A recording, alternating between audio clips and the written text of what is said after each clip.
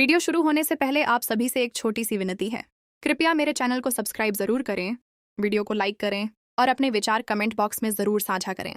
पिछले एपिसोड में आपने देखा कि निहार को पुलिस गिरफ्तार करके ले जाती है। पूरा घर सदमे में डूबा हुआ है। सबूत ऐसे हैं कि हर शक की सुई निहार पर ही जाकर रुकती है। लेकिन कहानी यहीं खत्म नहीं होती। असली खेल तो अब शुरू होने वाला है। अगले एपिसोड की शुरुआत होती है एक बड़े ट्विस्ट के साथ। हॉस्पिटल के अंदर स्पर्श ने बहुत बड़ी साजिश रची थी। उसने चालाकी से सारे सबूत निहार के खिलाफ खड़े कर दिए और पुलिस बिना देर किए निहार को अपने साथ ले गई।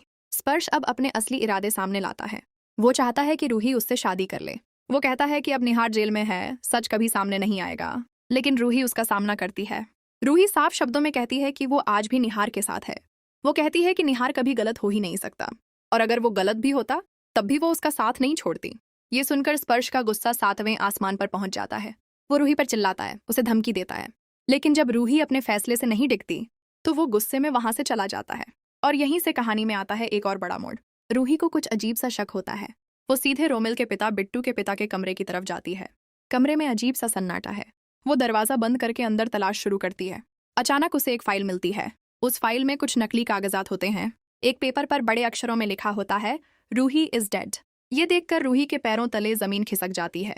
वो कांपते हाथों से बाकी चीजें देखने लगती है। उसे पास ही एक पैकेट मिलता है। उस पैकेट में जहर की बोतलें रखी होती हैं, और वो बिल्कुल वैसी ही बोतलें हैं जैसी निहार के कमरे से मिली थीं। अब रूही को समझ आने लगता है कि असली खेल कहीं और है।